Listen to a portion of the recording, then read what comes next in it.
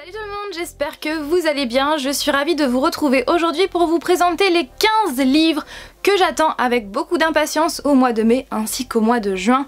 Oui, vous avez bien entendu, j'ai dit 15 livres et vous avez bien lu top 15 et non pas top 10. Pourquoi? Eh bien parce que ces 2 prochains mois, il y a beaucoup de sorties qui m'intéressent. Donc comme d'habitude, je vais aussi bien vous présenter des romans que des comics. Donc sur ce, je commence tout de suite. Je commence avec les romans et si vous n'êtes intéressé que par la partie comics, eh bien je vous invite à cliquer en barre d'informations. Je commence tout de suite avec Tomb Raider les 10 000 immortels par Dan Abnett et Nick Vincent qui va sortir le 3 mai prochain. Donc si vous me suivez, si vous suivez ces vidéos top 10 que je fais tous les 2 mois, vous avez déjà entendu parler de ce roman parce que oui, il devait sortir il y a quelques mois, sauf que la date a été repoussée au 3 mai, donc ça y est, il va enfin sortir. Donc sachez que ce roman, c'est la suite de Tomb Raider, du jeu vidéo Tomb Raider qui est sorti en 2013, qui est l'un de mes jeux préférés de tous les temps. D'ailleurs, il y a très peu de temps, j'y ai rejoué tellement je suis méga fan de ce jeu. Donc en gros, Lara Croft et ses amis vont en fait se retrouver sur l'île de Yamatai et il va se passer énormément de choses dans ce jeu. Lara Croft, on voit vraiment que c'est vraiment une survivante. D'ailleurs le sous-titre de ce jeu c'est Survivor is Born, donc une survivante est née et vraiment c'est un jeu qui est top. Et donc ce roman là, eh bien c'est la suite de ce jeu vidéo. Donc dans cette histoire, Lara essaye justement, elle est toujours hantée par l'île de Yamatai et par tous les événements qui se sont déroulés sur cette île. Donc elle veut absolument oublier. Sauf que Sam, sa meilleure amie, va tomber malade, elle va faire une overdose toxique et pour la sauver, il n'y a qu'un seul truc.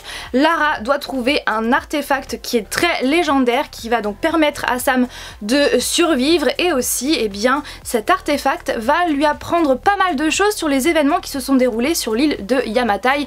Et bien évidemment, Lara n'est pas la seule à convoiter, à chercher cet artefact légendaire. Donc voilà, il va se passer pas mal de choses et vraiment j'ai hâte. Le lendemain, soit le 4 mai, va sortir November 9 par Colleen Hoover. Donc je n'ai jamais lu pour le moment de livre de cette auteure, enfin on peut dire maintenant autrice. Donc je n'ai jamais lu de roman de cette autrice et c'est dommage parce qu'apparemment ils sont tous très bien.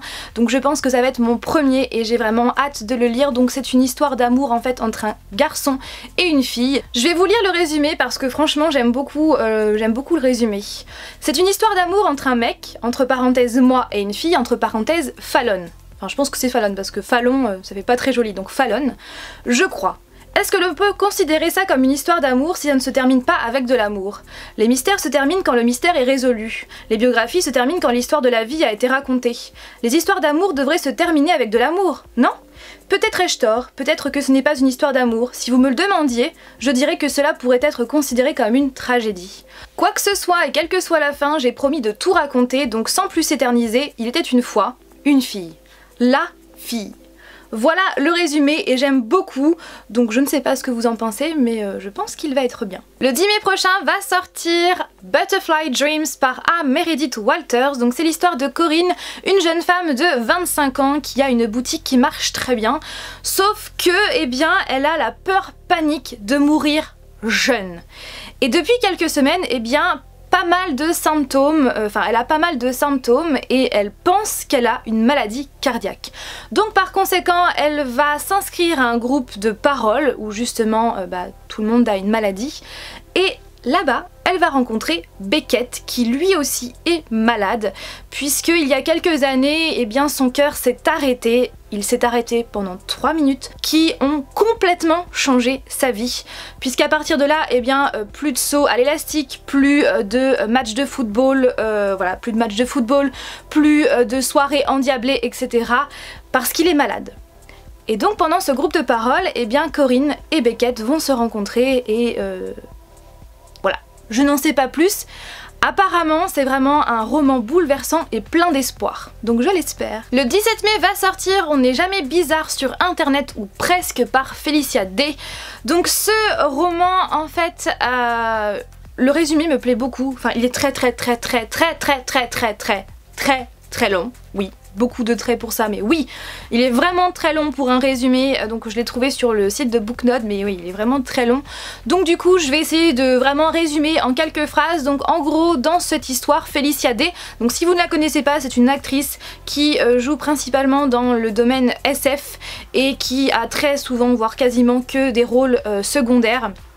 Et en fait, moi pour ma part, je l'ai découvert dans... Enfin, c'est le seul rôle que j'ai vu d'elle, c'est le rôle... Elle avait un rôle dans Buffy contre les vampires. Je sais plus du tout le nom du personnage, bref, je vous le mettrai juste quelque part. Dans ce livre, Felicia Day va raconter en fait des anecdotes autour de ses vidéos, parce que oui, elle fait des vidéos sur YouTube, donc elle va raconter un petit peu sa vie et voilà, donner des anecdotes, j'arrive jamais à le dire, des anecdotes autour de ça. Et oui, parce qu'elle a une chaîne YouTube, donc je vous mettrai le lien en barre d'informations, et d'après ce que j'ai vu, elle fait pas mal de vidéos de gaming, d'après ce que j'ai vu. Voilà pour ça, et en tout cas, moi, j'aime beaucoup. Voilà, j'ai hâte de voir ce qu'il y a à l'intérieur de ce livre. Toujours le 17 mai va sortir Écoute le rossignol par Lucy Strange. Je ne sais pas ce que vous en pensez, mais je trouve la couverture vraiment très belle, pleine de poésie. Donc c'est l'histoire de Henrietta, que l'on prénomme également Henri, qui va venir habiter dans une grande maison avec sa famille. Donc sa famille était un peu beaucoup sans dessus dessous parce qu'ils ont vécu un événement très tragique. Une fois installé, Henri veut absolument explorer les alentours comme ses héros préférés, donc Alice dans Alice au Pays des Merveilles ou encore Mowgli dans le livre de la jungle.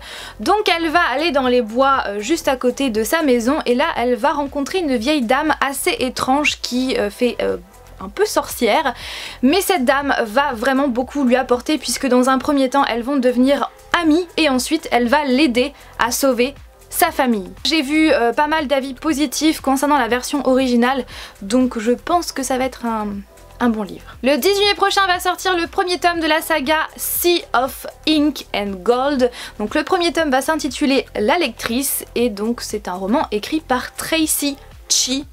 Je pense que ça se prononce comme ça. Ça commence par Il était une fois, donc c'est l'histoire de Sephia qui a perdu sa maman, son papa ainsi que sa tante Nine à cause d'un objet rectangulaire, un livre, d'où le titre La lectrice, en tout cas je pense.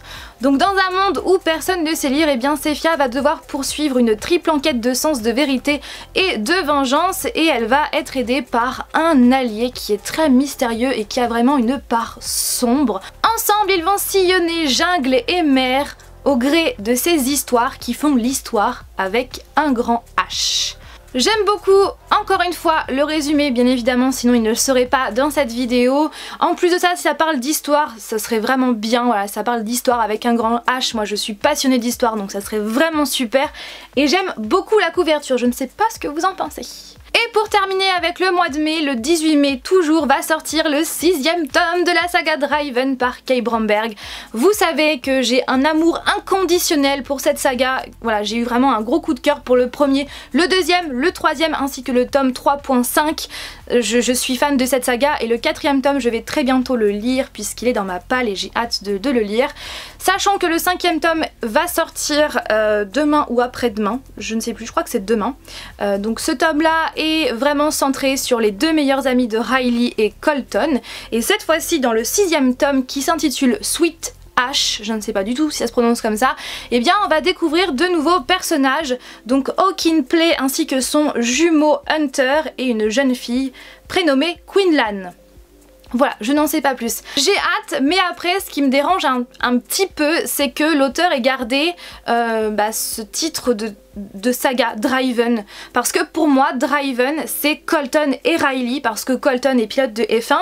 Pourquoi pas aussi Sadie et Beckett, les deux meilleurs amis de Riley et Colton, parce que Beckett travaille avec Colton aussi dans la F1. Donc oui, le titre va très bien pour eux, mais après je trouve ça dommage que voilà, l'auteur ait gardé ce titre pour les tomes d'après, sachant que ce ne sont plus du tout les mêmes personnages, plus du tout dans le même univers domaine, donc je trouve ça un petit peu dommage. Je ne sais pas ce que vous en pensez, mais c'est dommage. Mais ça n'empêche pas le fait que j'ai vraiment hâte aussi de lire ce 6e tome, pardon. Et je vais terminer par le seul livre que j'ai à vous présenter au mois de juin. Il s'agit du 7e tome de la saga Driven qui s'intitule Hard Beat, donc toujours par Kay Bromberg. Et encore une fois, donc ce spin-off de la série Driven est centré sur un nouveau couple, Tanner et Beau, et peut se lire indépendamment des autres titres. Voilà, encore une fois, on découvre un nouveau couple. Je passe maintenant aux comics. Donc les comics, vous allez le voir, je vais vous présenter quasiment que des DC Rebirth, donc chez Urban Comics. Pourquoi? Eh bien parce que ce sont des comics que j'attends avec beaucoup d'impatience depuis que j'ai entendu parler de ces comics pour la première fois l'année dernière. Donc en fait, qu'est-ce que les DC Rebirth? Donc je vous mettrai une fraise. Pourquoi une fraise? Je vais vous mettre ici une frise, en gros une frise chronologique que le site Urban Comics a publié sur leur site et que je trouve vraiment très bien. Donc en gros, DC Rebirth, c'est une nouvelle ère qui se situe après DC Renaissance qui s'est terminée l'année dernière en 2016. Et donc là voilà, c'est vraiment une nouvelle ère. Bien évidemment, tout ce qui s'est passé avant reste, voilà, mais on repart sur une nouvelle ère. C'est un relaunch, je ne sais pas comment ça se prononce, donc voilà pour ça, et j'ai vraiment hyper hâte. Donc là, pour le coup, pour tous les Rebirth, je ne vais pas vous résumer l'histoire parce que je ne sais pas où vous en êtes. Pour ma part, j'ai pas tout lu bien évidemment dans DC Renaissance, loin de là, mais voilà, je me tiens quand même à jour des histoires voilà, en checkant sur internet. Donc je ne veux pas vous... Voilà, je vais pas vous lire les résumés parce que j'ai pas, enfin sauf pour certains parce que voilà, j'ai pas envie de vous spoiler. Donc sachez que le 5 mai prochain va sortir DC Universe Rebirth qui par contre coûte une blinde, il coûte quand même 35 €, mais je pense qu'il va, il va être assez épais. Donc là pour le coup je ne vais pas vous résumer l'histoire parce que j'ai pas envie de vous spoiler, mais en tout cas je trouve la couverture très belle et je l'ai vu sur l'Instagram de Urban Comics, le livre est vraiment magnifique, la couverture est trop belle. Ensuite, le 26 mai prochain va sortir toujours chez Urban Comics DC Comics DC Super Hero Girls. Oui, c'est bon, j'ai dit dans le bon ordre parce que des fois je me trompe de sens. Donc c'est le tome 2, pour ma part j'ai lu le tome 1 et j'avais beaucoup aimé. Je vous invite à aller voir mon avis en cliquant juste ici. Donc comme toujours, on suit toujours les filles, Harley Quinn, Wonder Woman, Batgirl, Poison Ivy, etc. etc. Donc on va les retrouver toujours au lycée. Où la directrice est Amanda Waller et en fait bah voilà, elle passe des examens, il se passe pas mal de choses, il y a des méchants etc. Bref, c'est très sympa, très bon enfant, voilà. Et j'ai hâte, donc il va sortir le 26 mai prochain. Je passe maintenant aux sorties comics du mois de juin et le comics que je veux absolument et ça fait 1 an que je l'attends puisque, enfin un petit peu moins d'un an puisque j'avais acheté un comics justement DC Rebirth de ce comics aux États-Unis. Donc il s'agit de Suicide Squad. Et oui, j'ai trop hâte. Donc c'est le premier tome. J'ai trop méga hâte parce qu'en plus ce sont au niveau style, et bien Harley Quinn, c'est la Harley Quinn que l'on retrouve dans le film Suicide Squad et j'ai vraiment hâte de les découvrir, voilà, j'ai vraiment trop hâte. Donc comme toujours, eh bien on va retrouver l'équipe des Suicide Squad qui est missionnée par Amanda Waller. Et voilà. Sachez qu'il va également sortir en version collector, ça peut vous intéresser. Toujours le 9 juin parce que oui, les Rebirth au mois de juin sortent tous quasiment le même jour. Donc va sortir Batman Rebirth, le tome 1. Donc bien évidemment on va toujours retrouver notre très cher Batman et cette fois-ci il va se retrouver confronté à Gotham ainsi que Gotham Girl. Voilà, de nouveau super héros et j'ai hâte. Toujours le 9 juin prochain va sortir Justice League Rebirth, le tome 1. Et comme toujours, on va retrouver la Ligue des Justiciers. Encore le 9 juin, vous avez deviné, va sortir Wonder Woman Rebirth, le tome 1.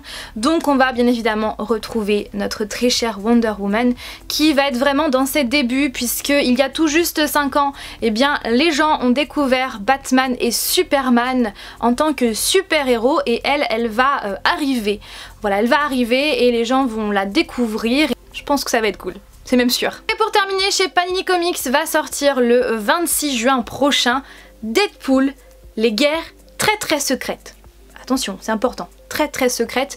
Je n'ai pas de résumé, mais je suis tombée in love de la couverture où on voit Deadpool avec les têtes de Wolverine, de Thor, de Captain America, de Hulk, donc je pense que ça va envoyer. C'est même sûr. Et si ça peut vous intéresser, j'ai d'autres comics qui m'intéressent également, mais que je ne pouvais pas citer sinon la vidéo aurait duré trop longtemps. Donc tout sera marqué en barre d'informations si ça peut vous intéresser. J'espère vraiment que cette vidéo vous a plu. En tout cas, comme toujours, je prends un plaisir à faire toutes ces vidéos. De toute façon, toutes les vidéos que je fais sur ma chaîne, je prends un réel plaisir à les faire. Donc sur ce, eh bien comme toujours, n'hésitez pas à réagir en commentaire, à me donner vos avis. Et puis voilà, donc sur ce, je vous fais tout plein de bisous. Ah oui, dernière chose, Je voulais vous dire que depuis depuis 2 jours, je fais des Insta Stories sur Instagram si ça peut vous intéresser. Voilà, si vous avez Instagram, n'hésitez pas à me retrouver. Voilà, je fais des Insta Stories de temps en temps parce que voilà, j'avais envie de me lancer. Et puis voilà, je vais parler un petit peu de tout, de livres. De temps en temps, je ferai des lives et je compte très bientôt faire un live sur YouTube sur une série précise, un livre précis. Je vous en parle dimanche prochain, ne vous inquiétez pas. Voilà, sur ce, je vous ai tout dit et donc je vous fais tout plein de bisous. N'oubliez pas de prendre soin de vous et de vos proches. Et donc je vous dis à dimanche prochain pour une nouvelle vidéo. Bye!